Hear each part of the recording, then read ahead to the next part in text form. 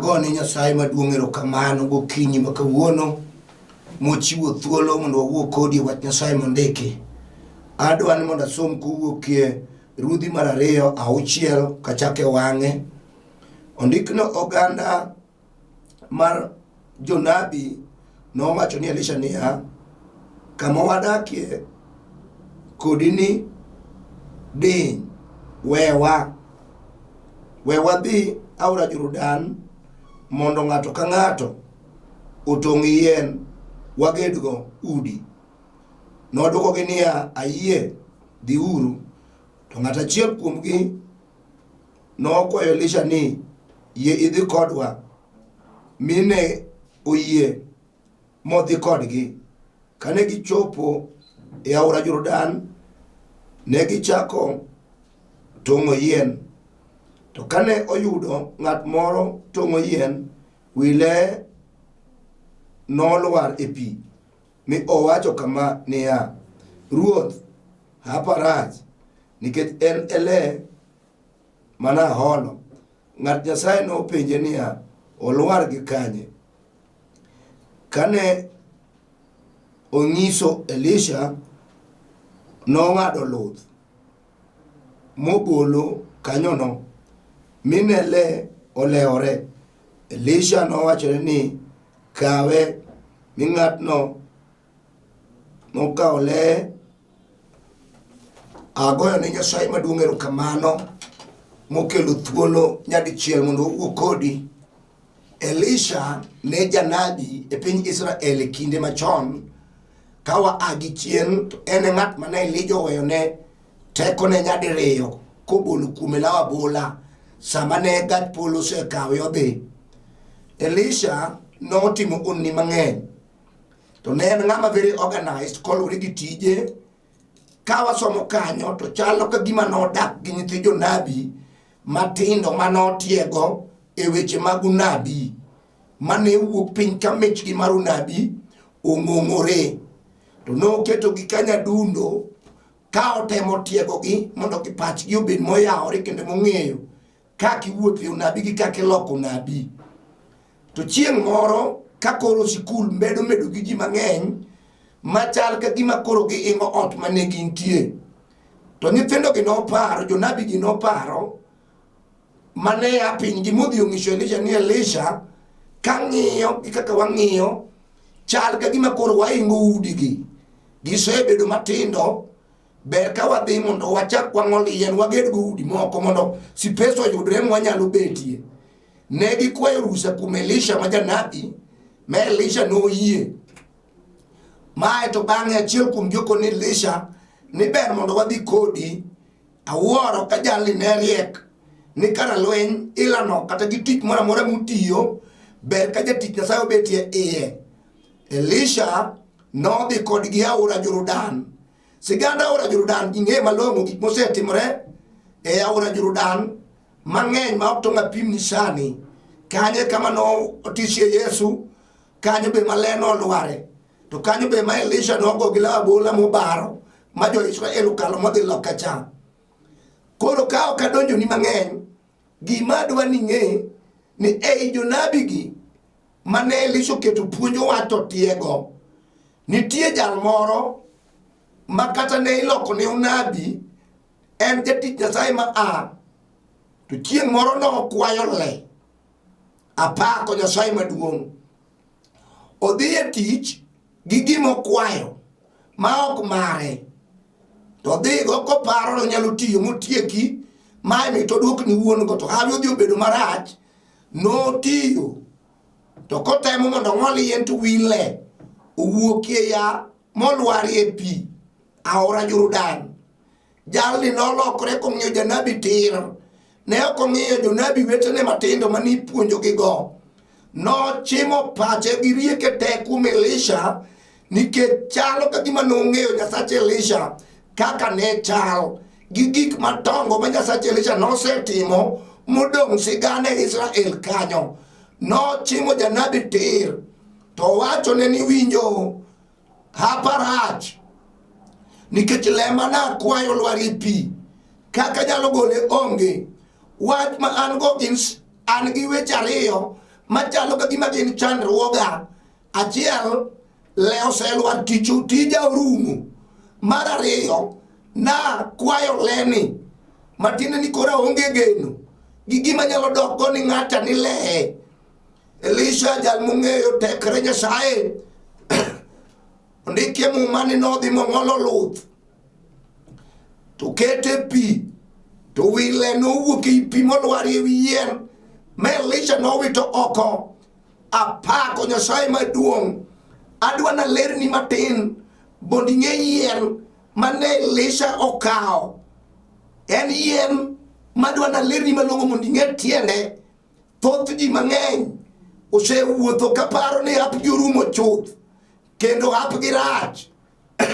Adiera, hapi to rach. Nyaka kamiaye be ji ong'e ni hapi rach. Dala ube ji ong'eyi ni somo ti somo certificate madongo mag university gi diploma in go e pile. Lakini hapi rach. Orach adier makatibe ineno kama idhi dware tich to in ema titami joma moke mikao titi wacho ni rudi kesho ise rudi matinde wuoche odong ka onge sol. Hapi rach adier. Samori se kendo se dhi dhako higni 8 pok inyuome kanyo to kabi wuoye nikech samori onge pesa to dong ineno jachiende lur omako dhako mar utasa onge ok nyal nyuol mbese nigi nyithindu maluwo bang'i. Sani nyithindgi osedhi nyaka e sekondari. In ikwamo adiera king'iyo ipoki wacho gi chunyi na adiera hapa rach. Onge gima digoya dhi mbele. Kadwa oro nyathi nyieka aneno mana ka nyieka kuot. Dala ni nadonje gi yawi marach. Nadonjo kamor dipo ka ting'o dala di malo. Giko tha wuon osedagi higni onyono 11. Chuora osechako loko kite. Onge wach gimomiyo ayalo sani. Ng'at ma hapi osebedo monimu. Unime pi churu. Isedwaro gajuoga ogo yamo. Joriekni mang'eny oseng'ado ni miaye nono gi lweti. Iduogi wuothe ndara kode ayo. Samoro nindo tamre teri. King'iyo kaka idak marach. Udi joma nokendigo mama kar gidhi maber odak e ute madongo mag mereba. Ute mipenjo ni room 1 gi room 2 to in to kaka ni itede dalano higni 30. Hapi rach. Idak e ot mag jwengu machalo kiru mirito gorawe puodho. To we awachni kata hapi rach kamano tapako Jehova mar lweny jal mabado timo nyinyo nyalo maki kendo magoli oko kama ji osenyierieno. Apako misinga mar lweny osiepna madichuo hapi osebedo marach. Adiera kata dhako mani kendo mokwongo mane nyawuyoma noa ikendo nyaka singri mano boa ikendo nyasembo mano boa sadin gi nyaseme be pod king'iyo to chalo ka gimi nyalo riembe. Tinde kami wuothe isiemi gi dhok joma chiemi gi ng'eyi be siemi kono mera katine nolong'o miyo ywagi malo jalo onge dak gi dhako setame. Hape rach adiera kokend mokwongo okendo jajuok kokendo mar ariyo onge nyathi kokendo mar adek okendo jakuo maturo mana odum ji e puodho to puodho muogo. Oh hapi rach osiepna kuom kend. To Yesu mwanyalo kaka wuono nyalo golo hawi marach momi ng'eti ni adiera midaki jachir kendo kethuon. Ang'e teko ma Nyasaye nigo. Ng'eyo nyalo mar musalaba. Ang'e teko mar Yesu ja Nazareth. Ang'e teko ma osiep Lazaro nigo. En ye chakruok kendo en ye giko. Jochiende te ong'eyo jal mawuoyo kuome. Ne en tie ka piny podi. Ibrahim nolamo kuome. Daudi nowuoyo kuome. Miko wuoyo kuome. Apako Yesu no. Komako badi kata hapi ne ji osewuoye ni rach. Jehova nyalo duoke miyud ng'wono maduong' apako misinga mar lweny. Samoro apirache nyuol, mama isenyuol, wuora isenyuol, kaka chuma moko nyuol, onge mineno ka konyi. Puonjo ni puonjo gi makulo dong nono, ma benki orumo, pesa ni mani tiyogo mag retirement, ema ni itero gi e course, itero moke university gi college, ate giduogo girade dala, gichalo guogi magweyo, onge moduogo gi mor. Ber ba gikelo ni en mana swagi, to gimayi pesa e lepini kamikete, gibiro diero tieno ka giywak matek gichalo pekni, ka gisemadho konyagi, gikonge mibiye lak. Gine ma ging'eyo, kuonde ma mon chuogi othoe, nyithindigo mane udho kitingri malo, niseyombo ji, king'iyo ka gipuonjogi, eti gilokre guogi gi gweng', happy right. To we awachnie, jal mayalo sani gokinyi, to nyalo loko dala ni ataro, kata jachien nose budget, ni dala ni nodong dala ura. Yesu nyalo kelo ng'wono, ajabu nyalo golo hai marachno. Kodonje dala, mitomoso ji nokwe uru, onge gima dong kachal kaka nen tie, kata nen kongo mar misiko, kata molam go yuwuoti, momiyo ketho nigi tije madongo, manegi yude node madongo. Yesu ja Nazareth, noterie bao malo, moket siponj mar konge dhoge, bodo jomichieno gi jochiende mag kongo. Yudiara sirwok, habino katorache dala ni, Yesu pod nyalo resi. Apako Jehova mar lweny, apako ja Nazareth, apako jal mager gi jochiende, apako jal mapiny noyudo resruok kuome, apako jal manowuok e polo kogone barasa, koyudo ni ane moromo.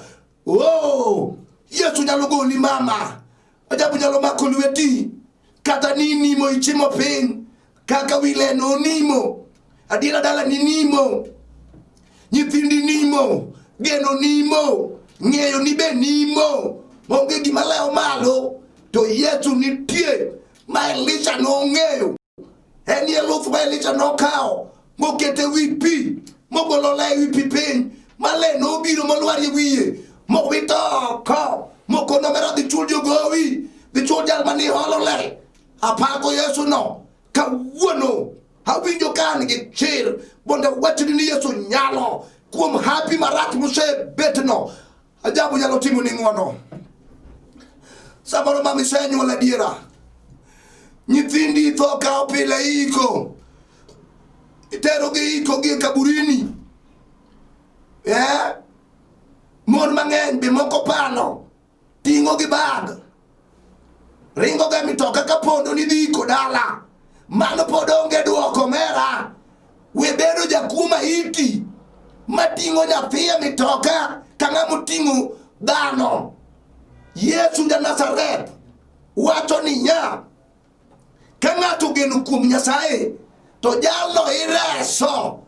Mano pod ok bigolo jotiende mag kisoni, manego ni nyithindo, iseiko gi 5 6, kata miting'e in ibed yong'eyo ni ok ni nyuol maber. Winji, nitie teko modakie nying Yesu Kristo ja Nazareth, manyalo golo hai marach no, magi kaburini, magi ko nyithindo mapod mbuha. Yesu nitie gi teko, apako nyal manitie, apako singruok manyien, apako hono, apako jal manoloyo tho ratiro. Yesu ne manyalo golo hai marach omera, nyalo golo adiera, nyalo golo miwachne adiera. Tinda ating'o nyathi aneno, ibiro chako nyathi nying joyalo, ibiro chako nyathi nying jotich Nyasaye. Awacho ni beda jachir ni wang'ni, in ok wuogi. Yesu ja Nazareth kiyie kuome, to make makata jochiende 10,000 emochimo ino ni dwa golo, to giyudo ka Yesu oserenjre kanyo. Yesu nitie mondo timni ng'wono. Osiepna nyalo bedo marach e dala,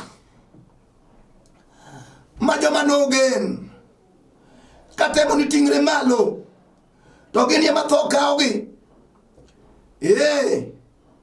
kata mineno ndiki machamo pesa no gene matho nene raura to donga ma jogweng' makalo e dhorangachi e kor siem dala no mera dala ni omera higni 10 mokalo mane dala mitokni ne wila to tinde ne omera e kogi kwame dhot nyithinde matuge ganguro gi guogi ne mitokni ka giwacho kaka hap dala no rach.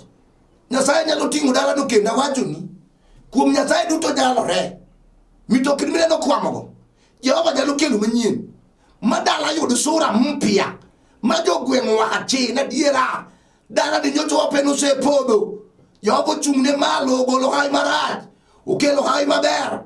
Jehova nitie mondo timni ng'wono ing'eni ni midagi ang'amo ni ai gima ok miyi ohala tidogi gima nyalo kelo ni geno ma en Yesu ja Nazareth. Apako hono maduong', apako Nyasache Elisha manokelo geno ni jalcha ywak ni jowadwa lena holo abiro timra nadi aonge pesa. Nitie jomoko mabe koro ng'iya ang'e ni nena to gowi in go kamora mori bandie omiyo tindi sewilo yore miluwo tindi luwo mopogore gi mane luwo chon. Ji ong'eyi malong'o ni gowi dwa negi omiyi wuotho tikwano lweti karahura. Osiepna mano onge duoko we medo wacho weche ma okonyi. Dwar Yesu ja Nazareth ojachul gowi kata en go premo go panyuola Yesu nyalo chulu ni gowi go kawuono.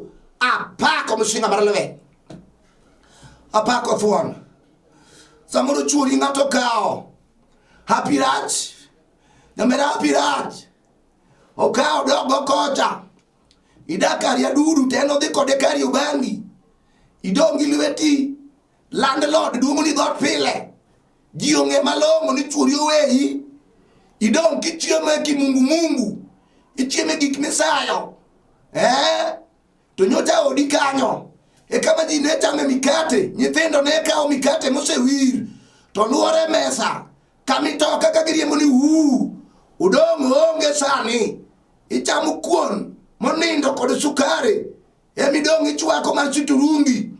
Nyithindo penji ni dadi ameenda wapi pinyo tami gimi nyalo duoko onge happy rach to dada moro itoka Kariobangi okao churi opande bedroom titi donki chanduri happy rach osiepna to ne nitie Yesu ja Nazareth nyalo kelo hawi maber maywa churi girora kakele kodi kame dake bed gi yie ni onge gimo setamo Yesu onyalo ywayo jalno e bedroom ochot kanyo mokel mitaki ne churi nyadi chiel koni onge wach Jehova nitie mar timo ni osiepna beda thuon osiepna iba wuoyo kodi isetemo kendo okikendi kiyud nyako ni thir kiyud maringi kichal ka gimudwari warus mano ring weyi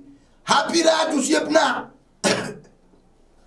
Jomoko be wacho ni nyiri gi weyi samoro nikech jajuo giyango ni weche ma ok ing'eyo adiera osetimo ni marach moro tisedhi midonjo nyaka dalagi mibet kama eka nyako thiro tamre biro arus osecham pesa ne te idong' ma nyako kanisa ma yandi dhieno bende iweyo nikech wich kuot maduong'. Winji pok okethore nitie jal manyalo loso gima osekethore kata ineno ni hapi koro rach kod nyiri midwa kendo kaw ngima ni rwak kuom Yesu sani tikaw Yesu kaka jawar. Yesu dok kodi en yo mwami manyalo go lweny no samoro en lweny mar gunda mowuokie kothu e dala hu kanyo onge ng'ama mako nyako madak gi kwe gima chon mar gunda no ema Yesu dwaro mondo hapi okelo bed maber bed gi thuon apako simba mar God Juda jal maduonde wuok aora jal mane nitie kar chakruok nyaka giko iluonge ni Alpha gi Omega, teko mar jomuyie, jal mano ting'o bao kende, mon wargo nyalo adek, to mar adek ochung' kaka simba, odhi gi kidarie Kalvari, odhi kaka nyarombo mitero kar yeng'o, to loko kite kaka simba, machieng' gi dwe gi sulwe, noringo wang'e. Yesu mawuoyo kuome ni oseloyo gik mang'eny, osepime, oseteme ga ajuoke wa koting'o badgi ni Yesu oloyogi. Awuoyo kuom jal mang'eyo, thuon manowuodha e chode kane piny rongo kama gambo, jal manogola oko kakwamo matek ne jachien kia ni an nyathi achiel, wuod ogola Kabaki, jachien ne okong'e mano, norana maduong', notera e kethruok, dikora onge sani, mbesena manowuothogo, jachien nomuonyo, tinde gionge, samoro karomo gi minegi, kata wuonegi, pi wang'gi machwer, kagiwacho ni ya wuod ogola, kane nitaparo wuoda, dine wuoda donje wachni, obe samoro dikoro ngima, wach mana donje ni, osedada e lwet ajuoke, osedada e lwet jomirieri, osedada e lwet jonek, adong kamifwane gweng'wa, kiwacho na diera, warruok ma wuod ogola nodonje, okonye dier, wane joma ne apgi rach, opuoro Yesu ja Nazareth, ajabu kuon ngima, jachien nyalo tamie timo giri, mine ka gimi fail, we wacho ni kik ineni fail, Nyasachwa pok obedo failure, ogolo ng'ate failure, to tere success, kata ni neno ni gik mwicho, Nyasaye dwaro ng'amo gik okuta, kore kochakogo, tapenji, Ana nogi kanye, to Sara nogi kanye, to Samson na wuod Manoa nogi kanye, donge joma nobiro dakika mogik, mogolo gi oko, kakoro gi nyal, kamuyo serumo, hawi maber, emalando sani, inyalo wil mari marachno, gi maber ma Yesu kelo, ja Nazareth, apako misinga, Yesu mochiw ka piny tek, ajabu ja Nazareth, jal mal rembe, nomolie Kalvari, mokelo ng'wono, kuom joma nisando tithiro, okelo ng'wono gi nyithind liete, okelo ng'wono ni mondi liete, Yesu no, kata sani, hapi no kaw, mawitie kombe, mar yien maduong' mopani, thuolie majierie, kato ndiki, to ka thuol osejier, to ini mabos goli, hawi rach, okaw mopani, to Yesu ja Nazareth, nyalo rieyo bade, magol hapi e kombe kanyo, ma hapi duog maber, kato chieni, ma jodala wuoiri, Yesu nyalo, Simba madhod Juda, ang'eye koruto maber, jochiende mamako hapi, mabakaw hapi bolo piny, Daudi ka Jesse, ong'e gima wuoye ni, kap jo Israel rach, ka jo Filistia nego gi koyokre, jo Israel onge duol, isiki sando gi okinyi godhiambo, mon wuothe ndara to kuyo, kata chuo dhi kwadho gi rombe, gionge gadiera ni gibiro duoge mier, piny omako gi, piny obago gi, to Daudi ka Jesse jal manoting' malo, okone jowadwa, kaka ng'eyo sigand Nyasachwa ni, onge ng'ama nyalo chung'ie mbele ne, to moloyo ma ok oter nyango, meti thiano nwa, Daudi nochung' malo, okona biro reso dalawa, gi lwet Jehova, Jaubi nomiyo Goliath oninde rembe, kata kawuono, hawi marachno, kawuono idwa ninde rembe, onge gima dhi timo, wadhi gole oko gi nying mawuoyeni, nying Yesu ja Nazareth, kochakre sani, wach ni Nyasaye osegwedhi, wach ni Jehova osekelo hawi maler, kendo maber, ang'eyo Nyasaye koramo, adwa ni mondo awuoye kodi matin, alamie kodi mama, alamie kodi dichuo,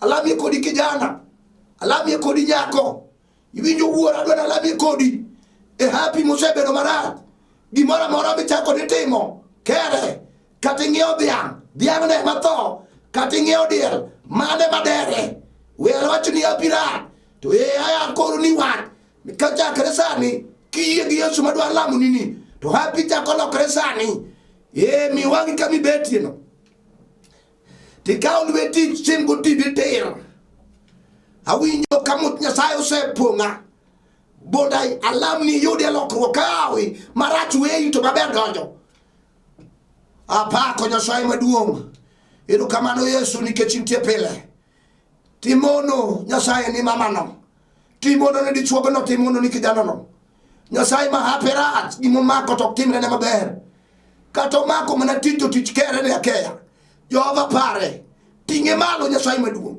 golai marachuno kuome Jehova mar polo par dalano majiuse wuoye mokwamono machalo mitoka mokwame chuodho gole oko Nyasaye maduong' miawi Nyasaye wuodhi happy kod ng'uno ni Nyasaye nyaka nyathino mapoko winjo maber nyaka ne nyuol osiko gi tuoche mag midekre no chwadi del 39 mondo chang tuoche wate obe change ne ko rilwen kumiyie ang'e butu ni setimo ng'wono parna mama nerembe kama entie iparna Ayubu mawudu nyakat kama entie gumuga Ezekiel kod muga David Nyasaye kiparo na yuwigo diwong no dogni nikachini guth manyaka chieng parna Ogemo mawudu kakdimu iparna Joseph Dindo mawudu Seme Jehova ketimo kamano to duongi pa kod loch no dogni parna Teacher Eunice gi parna Nyasemo kod Colin Chodero Jehova ketimo kamano to duongi pa no dogni nyaka chieng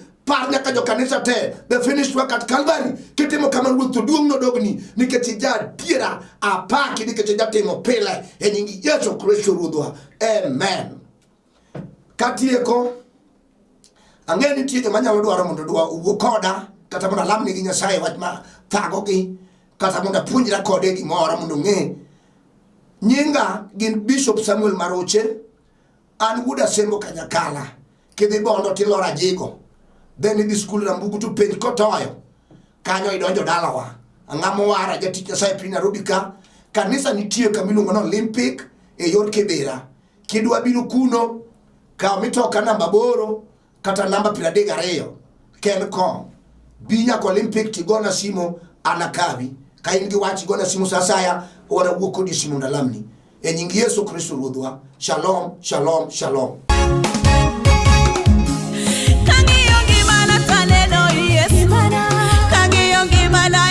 Baba,